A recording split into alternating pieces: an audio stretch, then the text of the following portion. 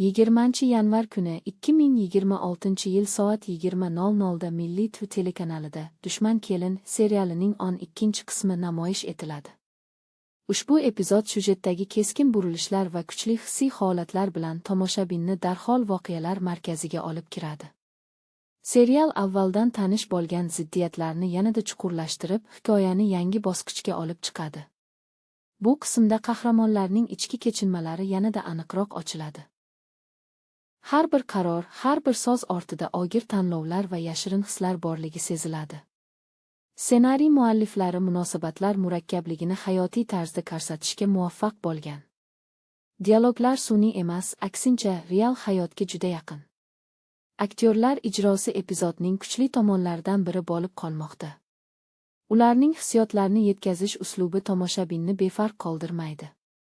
Tasvir va musiqaning uyg'unligi esa voqealarning ta'sirchanligini yanada oshiradi. Dushman kelin 12-qismi bilan o'z darajasini yana bir bor tasdiqlaydi. Serial qiziqishni susaytirmay, keyingi voqealarni intiqlik bilan kutishga undaydi.